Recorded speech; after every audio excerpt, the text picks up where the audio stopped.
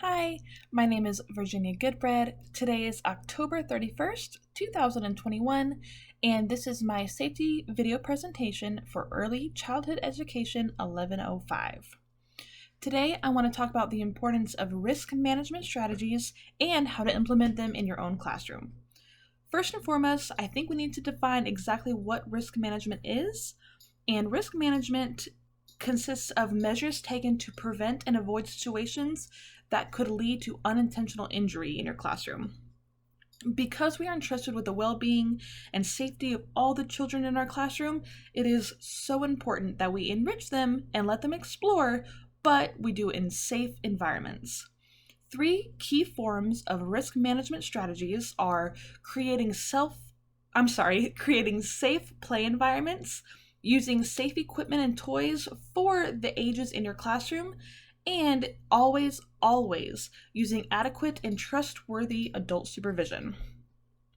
First, when we're considering play environments, you have to consider both indoor and outdoor environments. One very important part of your indoor learning environment is always having clear walking pathways, which not everybody always considers because you don't think about how the toys around your classroom could be safety issues, of course. But if you don't have clear walking pathways, of course kids are going to be tripping. And when it comes to fire drills or other drills for inclement weather situations, you don't want to have to worry about the kids making it into their designated area safely. You want them to have a safe pathway and it to go off without a hitch, of course. Equally as important as the walking pathways in your classroom would be the actual facility doors. You always want them locked, and you only want your facility to be entered by, of course, people that you can trust. Doors with safety latches are also a must for your classroom because you don't want maybe a kid exploring without your permission outside the classroom. Something that not a lot of teachers have considered are the door hinge covers that can go over the gap in your door. You always want to prevent those little fingers from getting squished. It's super easy, it's quick, and they're very accessible. It's just a great tool for teachers to have. When you're considering outdoor play environments, one of the most common injuries that I've seen outside, that most teachers have seen outside, are knee scrapes or falls that really upset the kids. Often they're actually caused by tree roots. You always want to be aware of any exposed tree roots because the kids aren't going to see them. They're excited to be outside, they're going to run and they're going to go. They're not going to see what's coming.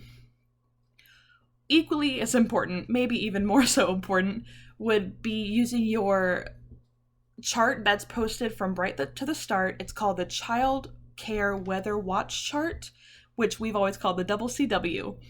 It shows you the safe play temperatures for kids, and not only does it show you the actual temperature outside, but it gives you a chart that you can use depending on the wind chill and the heat index, so you know if it is safe to play outside, if you need to be cautious to play outside, or if it's not safe for your children to be outside playing. Another strategy for risk management would be always making sure that you're using safe equipment both indoors and outdoors. The kinds of toys in your classroom will, of course, greatly depend on the age you're teaching in your classroom. For example, infants put everything in their mouth. It's common knowledge, so you always want to avoid having anything too small in the infant classroom.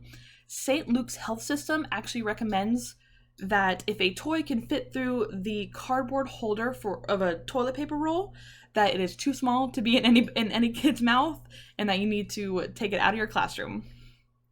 Also, always check toys for cracks, breaks, just to avoid cuts or splinters from your wooden toys. When it comes to your outdoor play equipment, always make sure that your outdoor equipment is age appropriate.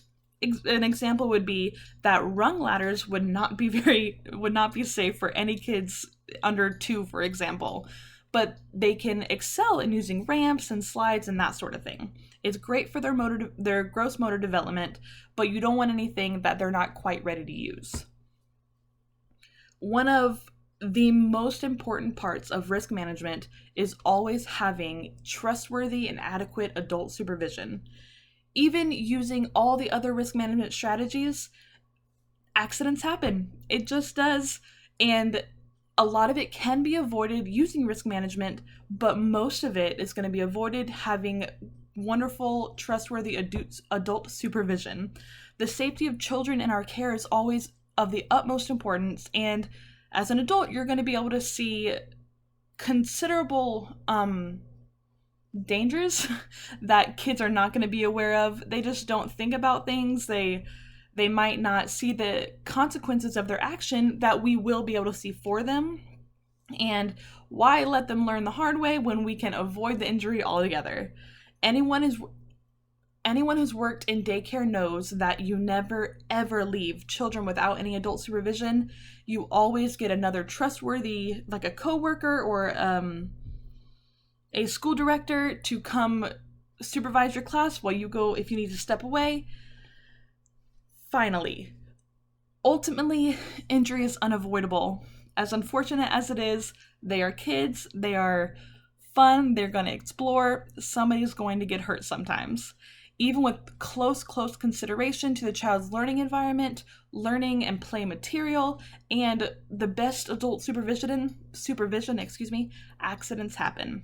However, the most injuries and the worst of them can be avoided by using all of these risk management strategies. Teachers, parents, and all other caregivers are responsible for the future of our world. Taking care to give them the safest, healthiest, and happiest education possible sets them up for success in their future. Thank you.